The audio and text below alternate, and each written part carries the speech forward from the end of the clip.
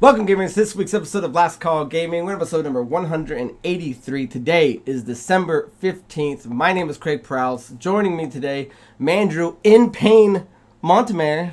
Are you going to tell everyone what you did? It's not too bad. You'll see at the end, I actually went and finished one of my rib tattoos that I've been working on for a little bit this year. And I'm finally done with them. They've been extremely painful. Now I'm kind of ready just to finish up the front side. Yeah, I didn't know you even had an appointment today because we were texting yesterday and you said you were off by 3:30. I was like, oh, cool. But then you said you were going in under the needle and I was like, oh, I didn't know you were jumping in. Dude, I'm just so excited just because the healing in that area, just anything about that area, even lying there. You have to lie there like that forever, and it feels like your shoulder's just gonna dislocate. I'm just so excited to be done. It was just a quick session, though. It was only an hour, maybe two tops. This one healed up really well the first time, so this was more just a touch up, get in there, give it a darker outline, really make that kind of sticker pop. Oh, yeah, it's looking and good. Then there was just a little bit of color that kind of fell out, and so just needed a few touch ups. So it wasn't too bad. It was an hour and a half sesh. Excellent. So guys, thank you for joining us today. If you're watching the YouTube version, make sure you like, comment, subscribe, hit the share button, ring the notification bell. If you're interested in following us on social media, our Linktree link is in the description of the YouTube video. And if you guys are listening to the audio only version of the podcast, check us out on your podcast platform of choice. So this is our end of the year episode. We usually try to keep it small, but I do want to do What Are You Up To, where we take a second to talk about anything we've been up to, what we've been playing, what we've been doing. Since our last episode, I think, was on Saturday or Sunday, this week not too much has gone by. I know Andrew's still playing the same stuff. I'm still playing the same stuff, but I did want to point out that I did watch the re-release of Die Hard, which is their 35th anniversary, which was playing at the Avi Casino. Now, there's two main casinos that have movie theaters where Andrew and I live. The Riverside's closer to where I'm at. The Avi's closer to where Andrew's at. We were just talking the other day how the Avi kind of sucks. I went there. It wasn't that bad because the audience there was me and Deandra, this other guy, and then this other couple. So nobody was really in there. Oh, nice. And we sat at the closest one to the bar, so I could just put my feet up. So it wasn't too shabby.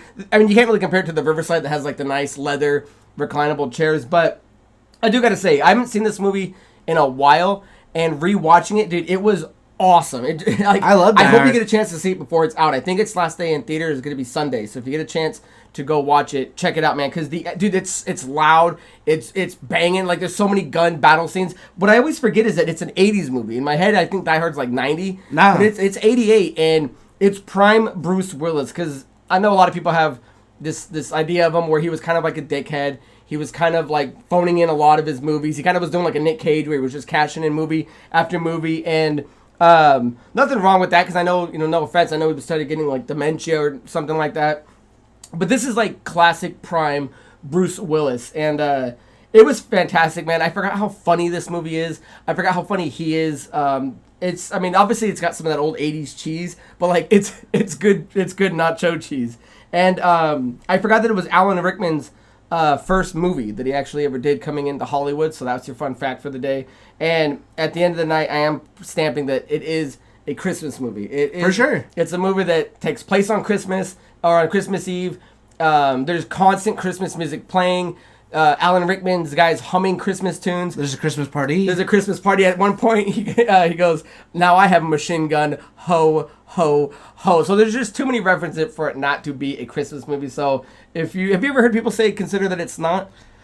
It's one of the arguments I know where certain movies fall into that category. People bring up the argument, but I've never heard anybody argue that it is not. Okay, good, because it's officially for me, and I think I'm gonna add it on my yearly routine because we just did our Love Actually movie watch, our annual movie watch, and Actually. Oh, dude, it was fantastic, and I think I'm gonna add Die Hard on it because it was just great stuff. Well, I do want to add on top of that if you do like Die Hard, I believe there is an episode on the movies that made us about Die Hard that's actually really, really good. On the Netflix one? Yeah, on the Netflix series. That was one of my favorite ones, and it goes through the whole thing of how they didn't even want to put him on the Bruce Willis on the cover because before that he was a rom-com guy and stuff like that. Because he wasn't, and then after it had a successful box office opening, then they added him back on. Yeah, so definitely go and check that out if you're even interested because it's a crazy good episode. I really like that one a lot. So we watched, there's an epic rap battle between John Wick, John Rambo, and John McClane.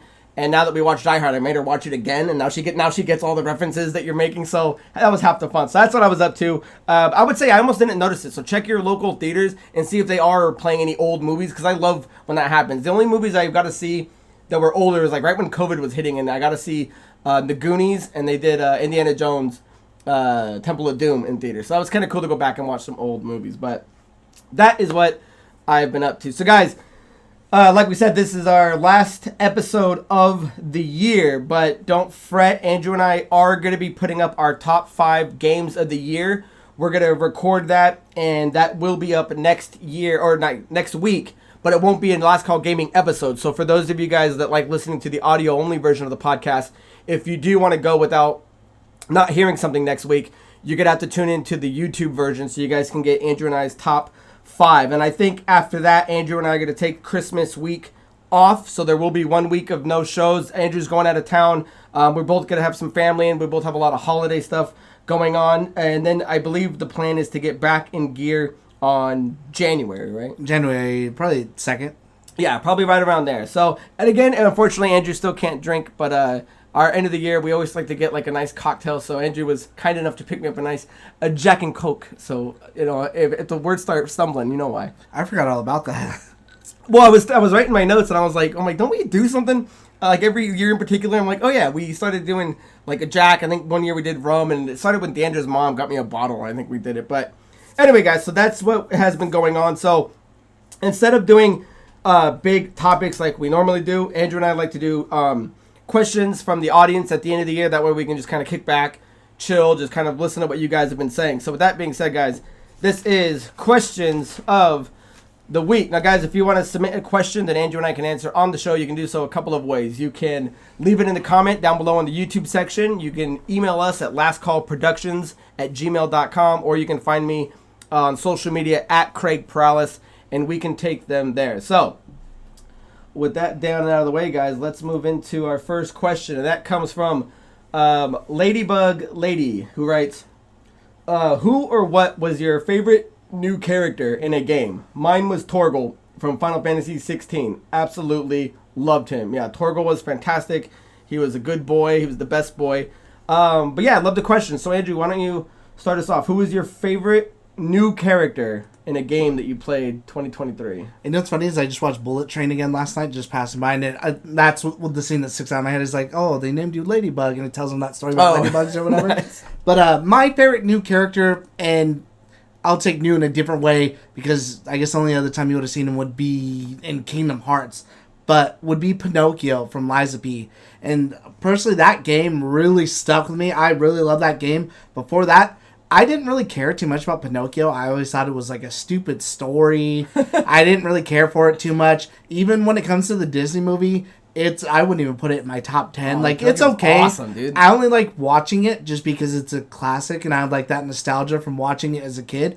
But I think there's far superior movies than... Dude, you turn into a donkey boy in the fucking... on Kid Island, Fun Island. But just what they did with him in this game, and as far as like the story goes with him and how he evolves, and whether you're lying or telling the truth to dictate whether you're going to stay as a puppet or kind of you start to turn into like a real boy, it was just my favorite thing. It totally changed my mind about what could be done with that story, and I absolutely loved him. Nice. So, but yeah, because I know Pinocchio is a very cool interpreted character. So for me, my favorite new character of the game was Lilith from Diablo 4. Now, I know some people might say, well, Lilith did appear in Diablo 2, but as my research when I was looking up, she appeared in a Pandemonium event. So, right, it really wasn't something in the core game. So, as the core game, I know she's been mentioned in the other ones, but as far as I know, this is her first main appearance. And if you guys aren't familiar with Lilith, Lilith was the daughter of Mephisto and the sister of Lucian.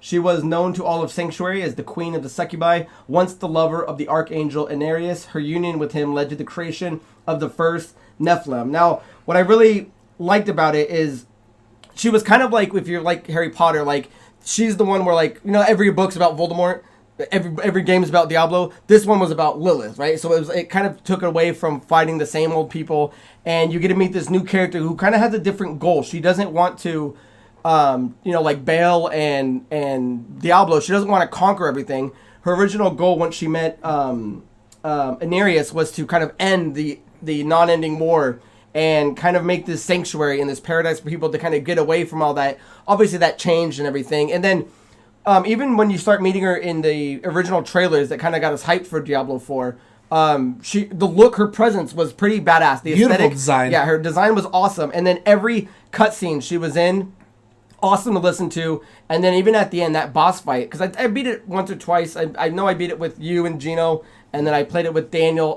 She was a really fun boss. So outside of expansions and whoever boss fights you have in that game, Lilith as being a new character in Diablo for me, I thought was a really cool person that was an awesome boss to explore. Hey, she's a new character in Warzone. I kill her all the time. I see her skin out there. Oh, is it? You actually play Lilith? Yeah, there's a Lilith skin out there that you can use. That's hilarious. So thank you for the question, guys, and leave your favorite new character of that you met this year. So our next question, guys, comes from Bowser, and they write, this year had a lot of great games. What was your favorite boss fight or maybe end game scene you had this year? So who's your favorite boss fight? Mine, and this will be the last time that I talk about this game for a bit, is also going to be from Liza P. And mine was Laxasia the Complete. This is, I believe, the third boss towards the end, or maybe the second boss, depending on which ending you pick. She is, the first time you meet her, she's very imposing. She's like the bodyguard to Manus, like the big baddie of the game. But you don't meet them and you don't know them yet. You get through fighting this like really big guy who's supposed to be this champion. He's pretty hard. He's very intimidating. He's huge.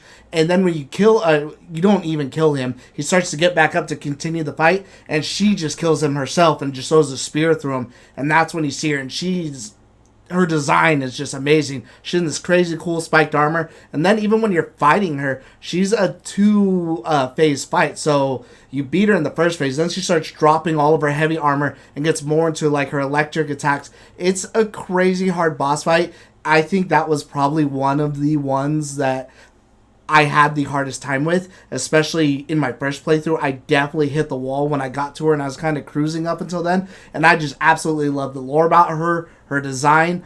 She's just one of those people that even when I go through, I like watching other people's kind of reactions or maybe see how they got through it, that it's just peak boss. That's usually everyone's favorite. And there's a lot of cool cosplays already out there for her. Oh, that's cool. And I forget, you didn't stream Liza P, did you? No, I did not stream Liza P because I didn't think I was gonna like it. Okay, because I was gonna text you the other day. I'm like, hey, do you have a scene saved of you fighting her? But by that time, I was already getting all the videos late. But I'm like, no, I don't remember if he did or not. But that would have been a cool one to do. I wish Liza P 2 comes out. You're definitely doing that one. I wish that I would have, but I really thought I was going to hate that game, and it wasn't until about like halfway through I'm like, okay, like this is it. We're going straight to the moon, baby. Awesome. So the difference I was kind of getting lost in was like best and favorite, which I know can be kind of confusing. You know, why isn't your favorite the best fight? But for me, like the best boss fights were in Final Fantasy 16 with all the big battles, the music, and the action.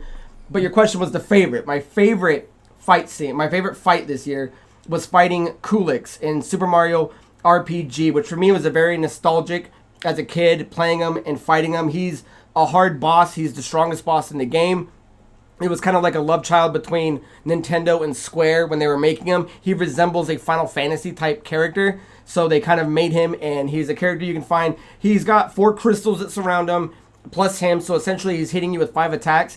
If you're not prepared for this guy, you are going to die. Like, he's just going to obliterate you. So not only should you be at max level and have a bunch of good gear, but there's a couple things you should have that are kind of like the default tricks to beat him. One is getting the lazy shell, which is a weapon and an armor. So the weapon only can equip to Mario, but the armor you can equip to everybody, which essentially, when you get hit, drops it down to 1 HP. So that's one way to do it. Another way to do it that a lot of people aren't familiar with is, and in the remake, there's other ways to find them, but in the old game, to my recollection, the only way to get them was this thing called Red Essence, which I think would make your character invincible for like 3 to 5 turns or something like that. And the only way to get it was to go, I think it was Marrymore. You would go to the suite, and you would pay for a room, and every night you would go, do you want to do another room? Do you want to do another room? And you can keep doing it. So if you stacked your tab, and every night you would do it, you would have a dream.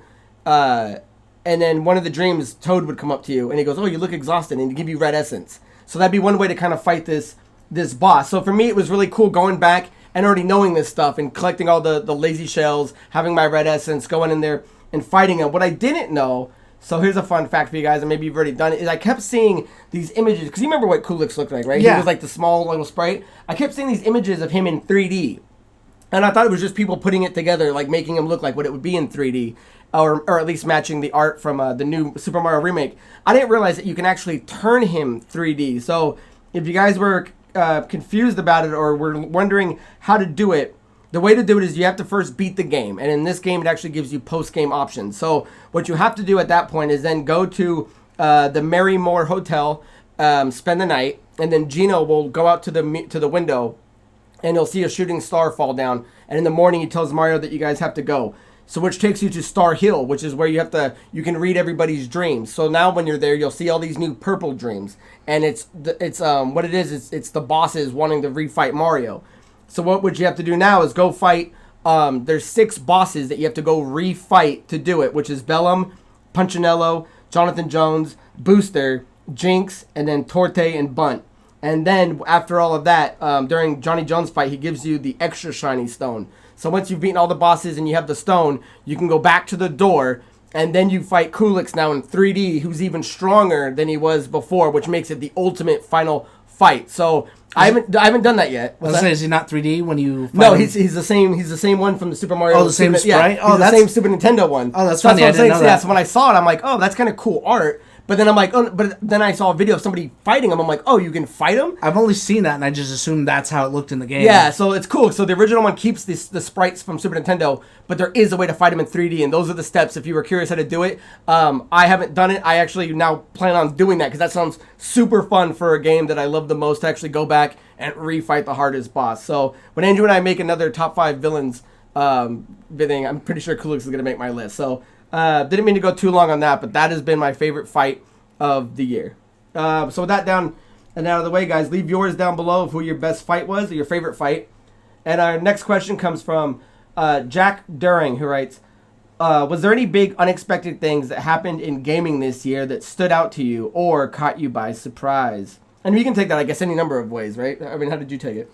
I took it as maybe like a moment in a game that I wasn't expecting to happen. So I'm going to go ahead and throw a spoiler alert out there for any of you guys who have not played Mortal Kombat 1 yet. Spoiler alert! Spoiler alert! But at the end of that game, because you're already fighting a different time variant of Shang Tsung, you as Liu Kang from your variant show up with this army of different variants fighting Shang Tsung and his different version of variants, and you just collide on this temple, and there's like a Johnny Cage Scorpion mix. That was cool, There's so many different people mixed up. Do you remember any of the other ones? I should have written some of them down, but I couldn't think of any right now.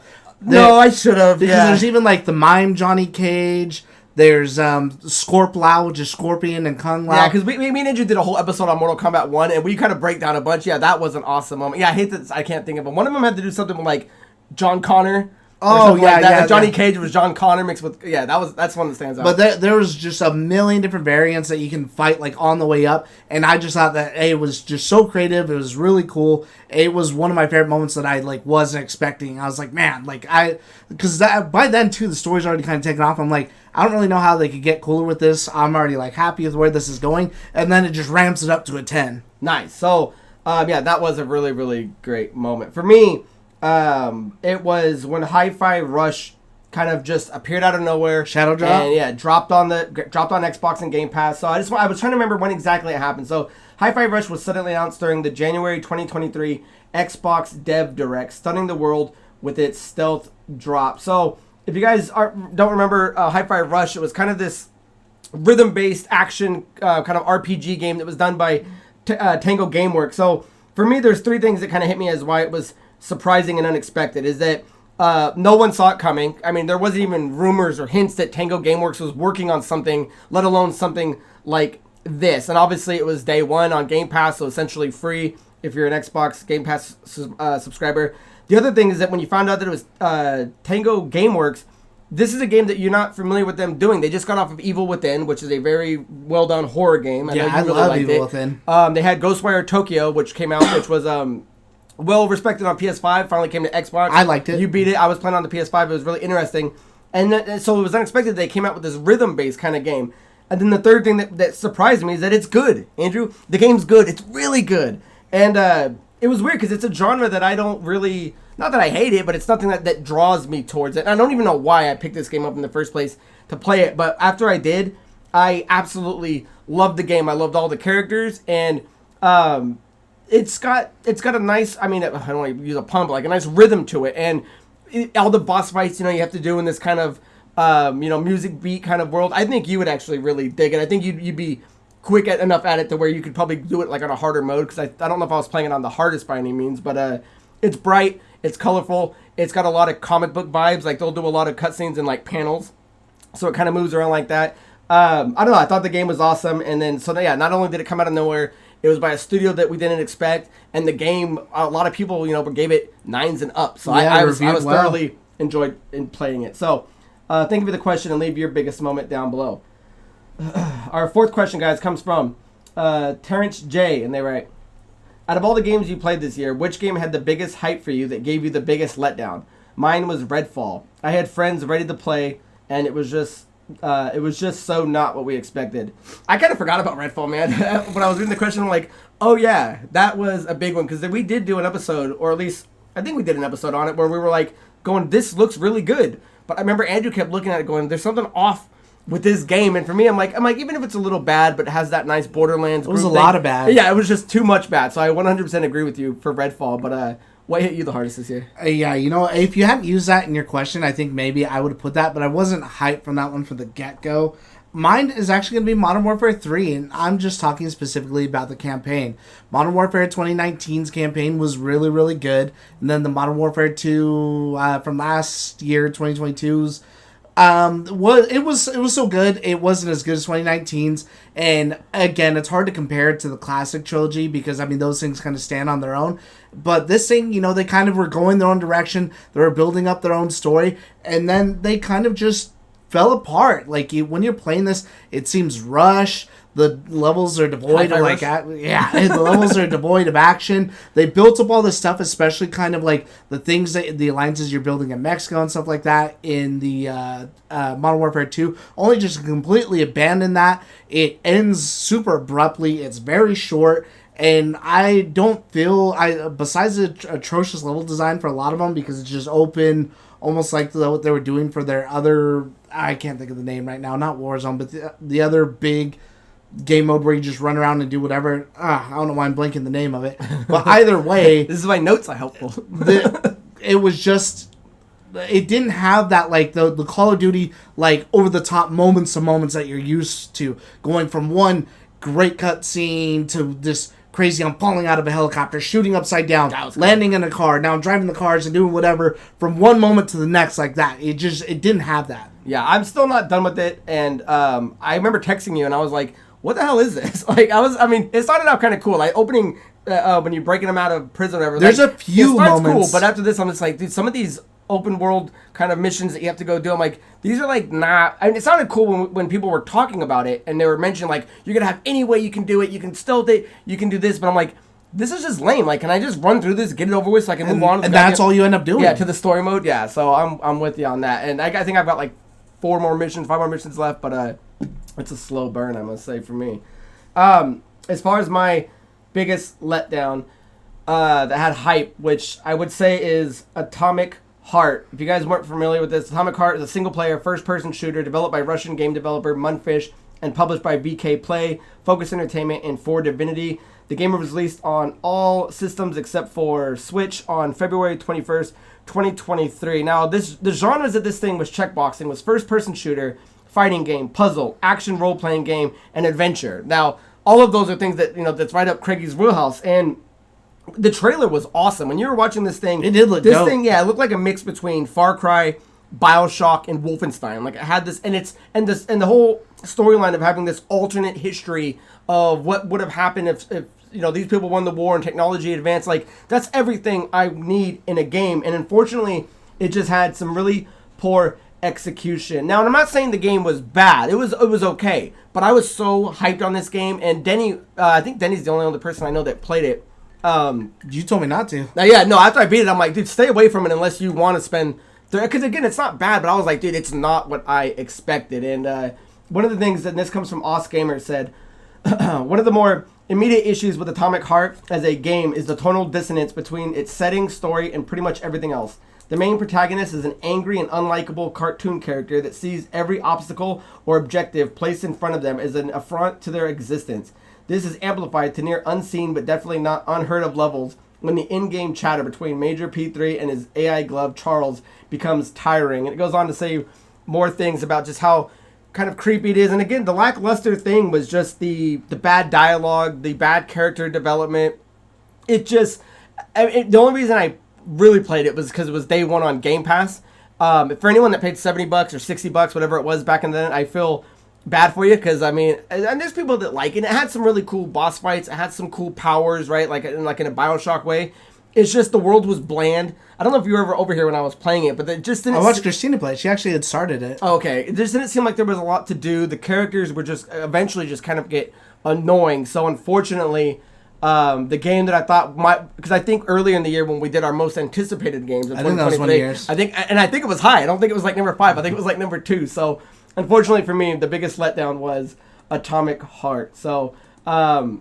Let us know in the comments down below, guys, what your biggest letdown was. So I was gonna say I remember that, but it's DMZ. They don't have it anymore, which is why I forgot it because I don't see it every single day now. Because now it's Zombies is replacing DMZ. So for that's the mode. Is that what you're talking about? Are you going back to the Call of Duty? Yeah, okay, Call of Duty. It was I was DMZ. like Atomic Heart, DMZ. No, I'm not familiar with that. DMZ map style. Okay, cool. And our last question comes from Jessica Mo, who did write in last year. And if she's gonna keep writing in, I'm gonna keep it on every year because I like ending it with this. So she writes, "Hey guys.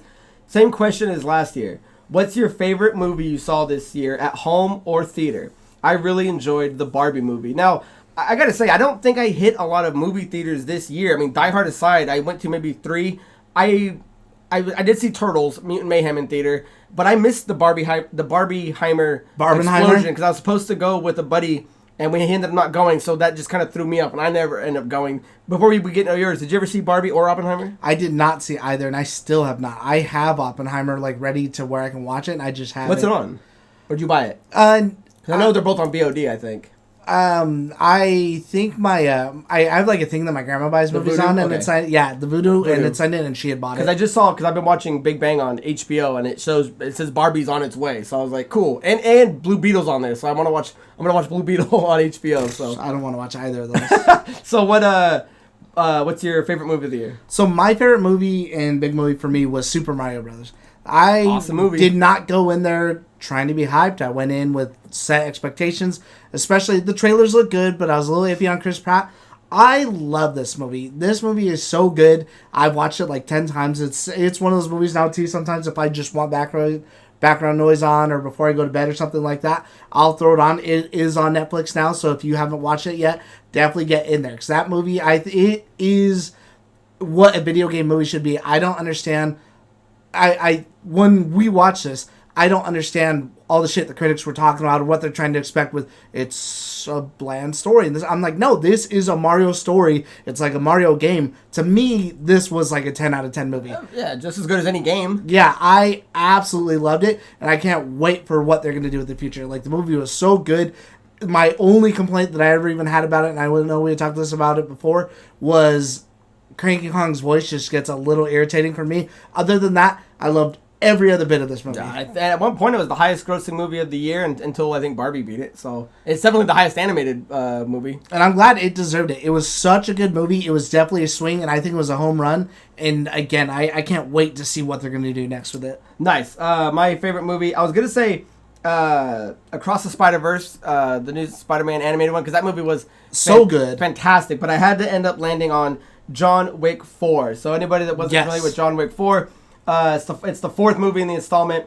With the price on his head ever increasing, legendary hitman John Wick takes his fight against the high table global as he seeks out the most powerful players in the underworld, from New York to Paris to Japan and Berlin. Now, I didn't get a chance to see it in theater. It took forever for me to see it, and I kept getting my balls busted by everybody. That's one of the ones I did see in theater. Yeah. Oh, okay. Good. What's weird is I forget that it came out this year. Yeah. John Wick feels like it came out like 2 years ago, but it came out March 24th, 2023. And I think I watched it at home, and it was cool because Deandra was, I don't know if she was rewatching them or starting them, but she was starting John Wick 1 through 3, so I'd be watching it, kind of remembering some of it. I'm like, okay, good. I don't have to rewatch all of them, but I can come in and watch some of it. I think it's one of the best movie franchises of all time, especially with how low budget they are, to how much they. There's not a bad one. Yeah, to how they actually. How they put out money. I wanted to kind of look. I think I had it pulled up. Yeah, here. So, John Wick #1 made $86 million. John Wick 2 made $174.3 million. John Wick 3 makes $327.7 million. And John Wick Chapter 4 makes $440.1 million. So every time these things are jumping up by, $100 million, and their budget on them is like 25 million. So it's very rare to see a franchise each one go up, where you look at something like The Matrix tanked. There's things like Lord of the Rings that kind of were all stable. This one is just trajectorily going up, which is hard to do, and it brings back that nice, Keanu Reeves, his renaissance back into movies, running this franchise, the Keanu sense. And again, I wrote down, I think this one has the best cast. It has some of the best kills. It introduces more lore, which is the thing that gets me the most on John Wick, is the lore. The only unfortunate thing is I watched this, and then I ended up watching the show, The Continental. I didn't watch it. Some people liked it. I hated it. I thought it was beyond stupid. I heard that, so I didn't want to watch it. I'm like, I'll just wait and maybe one day. Yeah, the trailer looks cool, but dude, when you got like Bill Skarsgård playing the Marquis, which was awesome. You've Amazing. got Lawrence Fishburne back as the Bowery King, Lance Reddick as Sharon, R.I.P., Ian McShane as Winston, and then when Clancy Brown comes in as the Harbinger, I absolutely loved it. So for me, this thing was just a good movie, and I would argue the top 5 best franchises of all time. For me.